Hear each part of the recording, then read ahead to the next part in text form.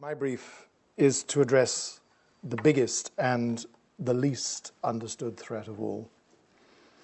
My distinguished military colleagues, General Jonathan and Admiral Roger, have displayed for you some of the key evidence and examples on facets of the serious and seriously misunderstood defence and defence industrial threats embodied within the May Treaty via the linked mechanisms of the withdrawal agreement and the political declaration, a toxic treaty described, as you may know, by Martin Howe, QC, as a political Chernobyl disaster. And we have learned, with telling historical precision that must give them a real frisson of revenge, codenamed Versailles within Mr. Barnier's office. They've shown you how in EU law, which is the governing law for the fast-developing defence union that took off on the twin afterburners of the European Defence Action Plan and the Security and Defence Implementation Plan in November 2016, after the British people instructed their government to leave the EU, and thence through 5 successive EU councils, everything is linked to everything else, the theme of this morning's briefing. So like a spider's web, to touch one part, say Mrs. May's perverse ambition to keep the EU in the European Defence Fund and the industrial programmes, is to be trapped under the strategic control of the global strategy in the EU's common security and foreign policy, as Jonathan has already said. Partnership, as we might understand it, is not now on offer from the EU, as M. Barnier reminded us all kindly in the Sunday Telegraph only yesterday. Participation of any kind in these structures is structurally prescribed within the EU law to be integration, not cooperation, and this cannot be stressed often enough. Was it sheer ignorance of how the EU structures have been constructed, or are there other motives that allowed Sir Alan Duncan and certain senior civil servants to permit these damaging adhesions to occur? In Sir Alan's case especially, 8 of them at the European Council on the 19th of November 2018, already mentioned. And the documents from that meeting place Duncan in the room when it was agreed that the MPCC should be given the authority of an executive military headquarters with the legal right to command intervention forces after 2020, that CARD, as he also explained in detail, Coordinated Annual Review of Defence, which allows the EU essentially to exert financial leverage on the use of national defence budgets and to increase funding to the EDF, which compels compliance with EU strategic control. All of those things happened with Duncan in the room. All of them place the EU superior to the UK. And I'll return to this briefly at the end of my remarks. The common trope in politics, both sides, is to describe our relationship with the EU as one with, quote, friends and allies. Ladies and gentlemen, be quite clear. In this matter, they are not. The central raison d'être of the accelerating drive towards an EU defence union, championed by Frau von der Leyen, who we saw in the opening film clip, and the hard federalists, who are now in the ascendant in the EU institutions, is precisely to exclude and to challenge the United States and to fracture the Anglosphere alliances. Indeed, in his Armistice Day interview at Verdun, President Macron was on local radio, by the way, so not widely heard. Here, I heard it. President Macron was explicit in identifying the United States as one of the EU's potential future enemies. As the entire EU project lists and founders hold by the self-applied limpet mine of the euro and sinking from widespread lack of popular legitimation, the hard federalists are doubling down in this very area of our concern, in this august building, which the Iron Duke's spirit looking down upon us in this library, in their one last push strategy to try and save their leaky craft, their quasi-religious faith, and perhaps more important for many of them, their perks and their jobs. These, ladies and gentlemen, are not the words of friends and allies. So precisely wherein does the threat to Five Eyes lie? In 8 weeks' time, we will execute a geopolitical pivot of epic importance. Great Britain will revert from the unhappy and always awkward continental commitment of the last 40 years to our natural alignment, which fits our temperament, our interests, and our true alliances, back to the open seas, the Commonwealth at large, and the Anglosphere.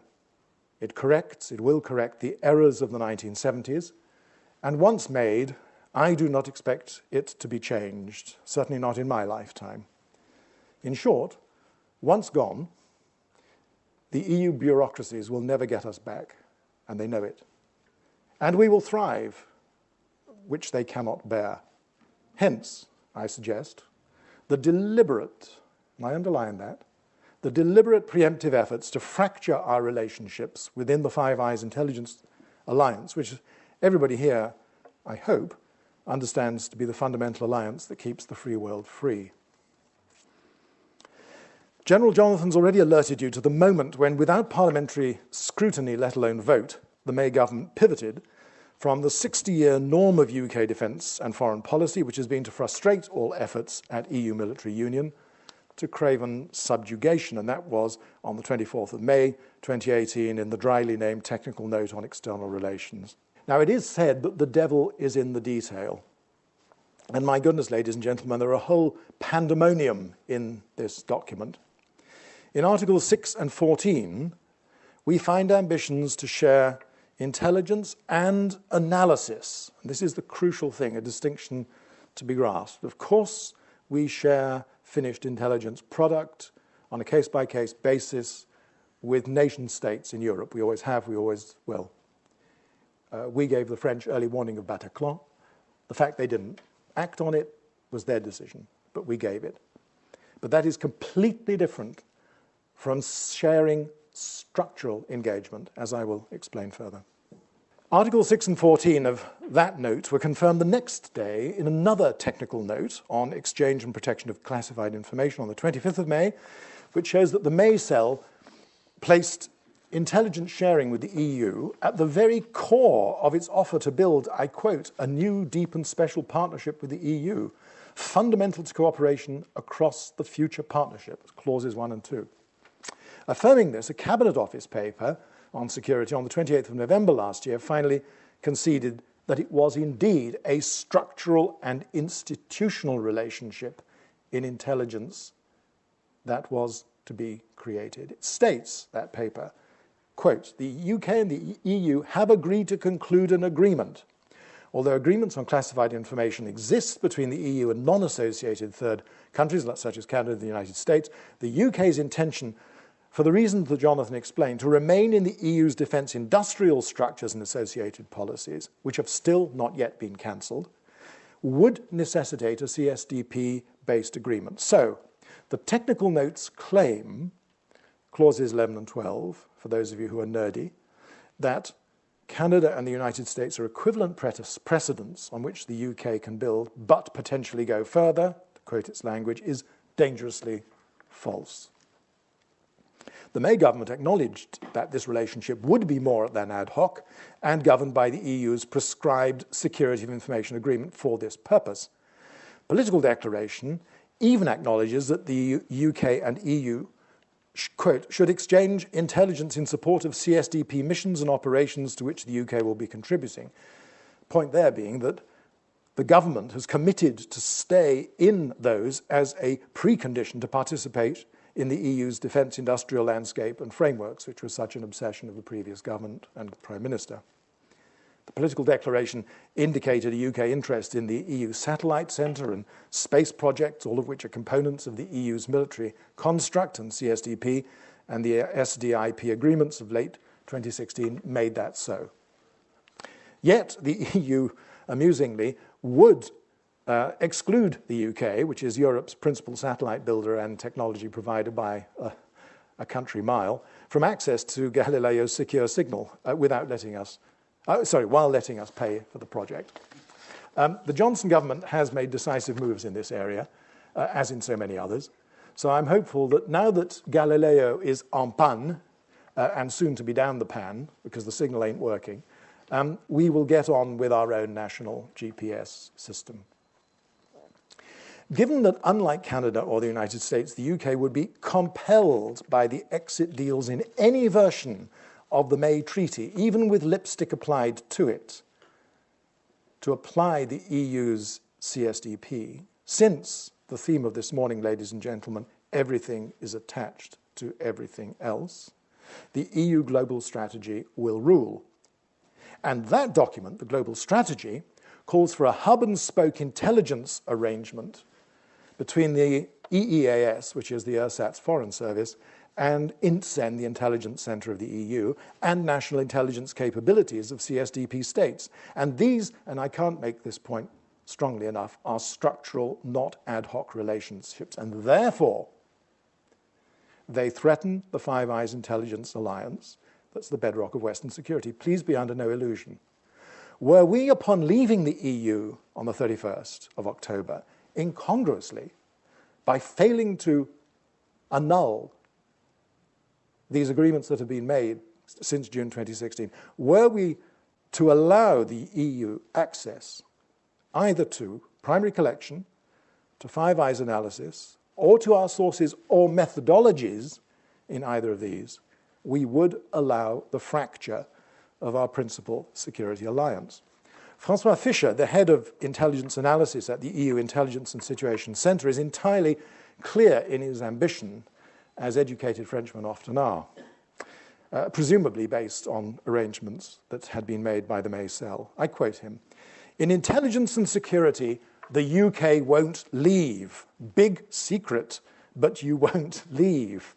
It's not yet in the public arena," he shares with us, but there are capacities, mysterious word, that allow the UK to stay in the EU's defence and intelligence network, which are a set of, quote, EEA commitments and administrative arrangements. We will have problems, he opines, practical problems and legal problems, but concludes, happily, in France there is a saying that we are not a limitation service. We are a special service because we do special things and wait for it. Therefore, we don't bother about legal limitations. So the EU will play fast and loose with the help of compliant British officials to put Five Eyes at risk.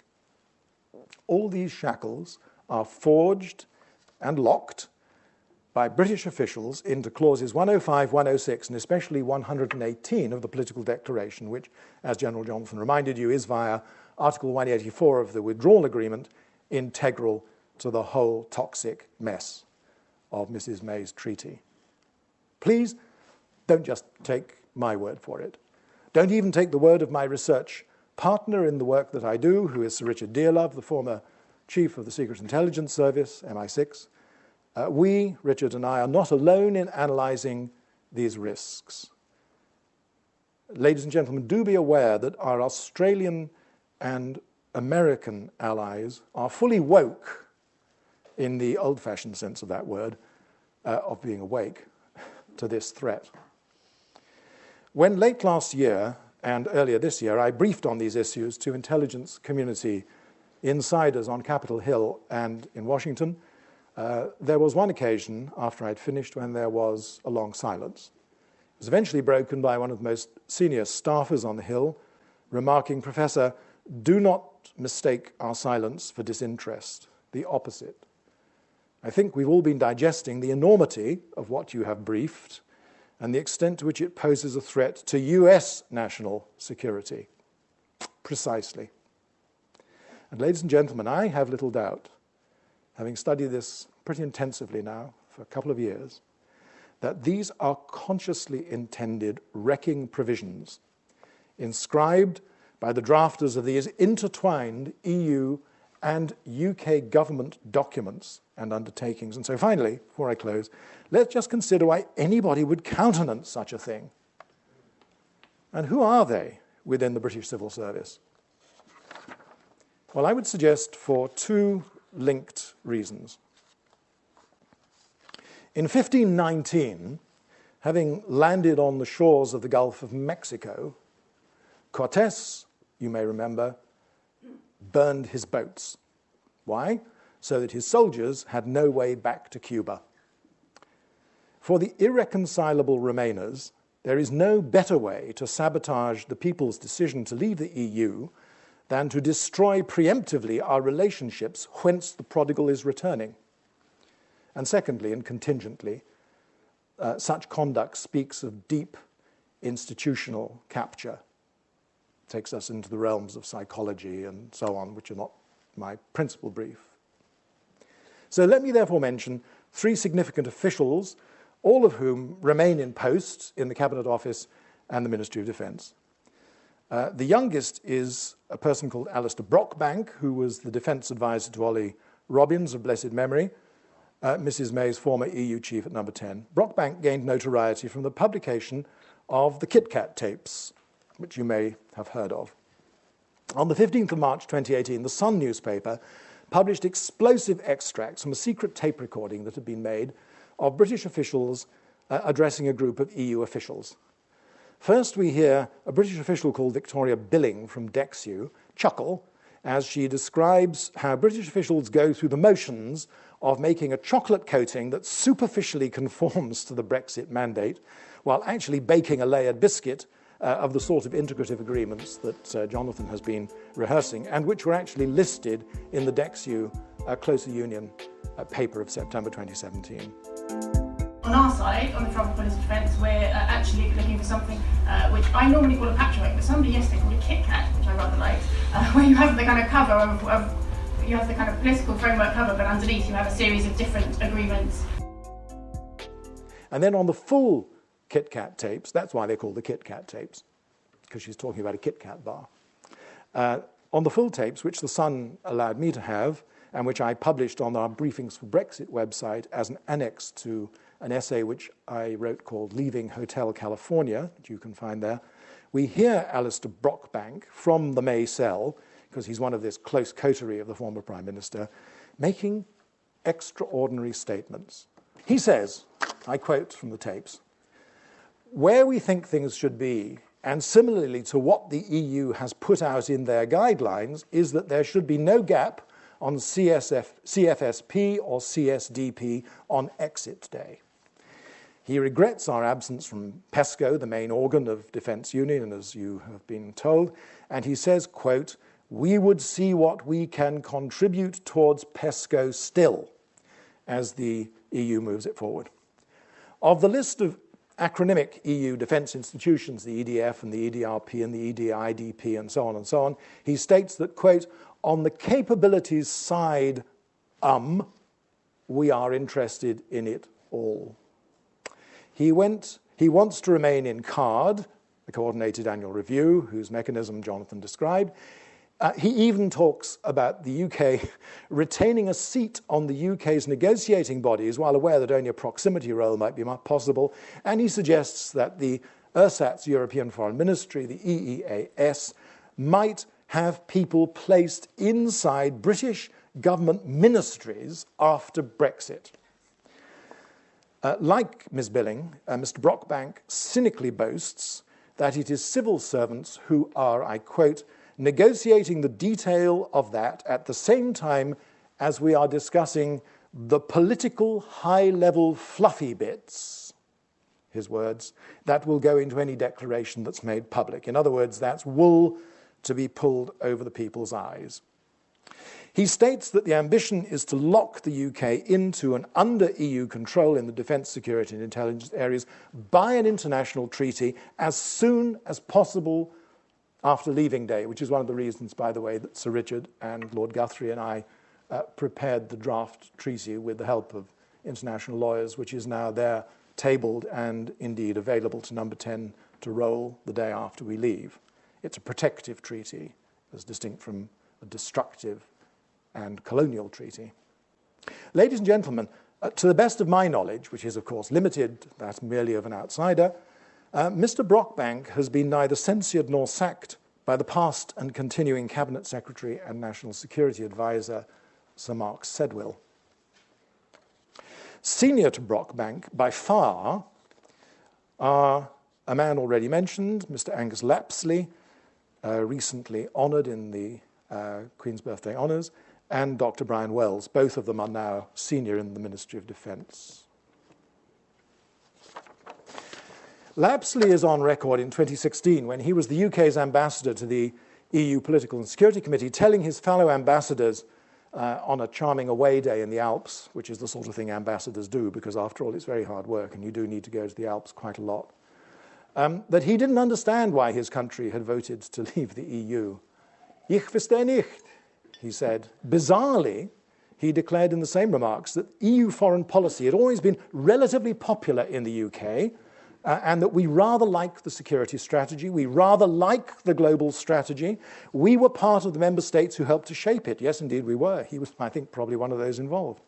We think it's a good strategy. The we is clearly first-person singular. Mr. Lapsley has tweeted subsequently that the EU Commission is needed if we're to respond to modern threats in Europe. And as General Jonathan mentioned when he was mentioning him, he explicitly diverges from the normal view that defence is a sovereign responsibility of sovereign states. He believes that it shouldn't be, and that the EU should run our defence. And this gentleman is now an MOD director in charge of negotiating, still today, as we sit here, just behind us in this building. His fellow co-worker is Dr. Brian Wells, who is in charge of science and technology in the building behind us. Dr. Wells has had a long career. He and I coincided once when I, too, was working in the Defence Research Agency, and he also.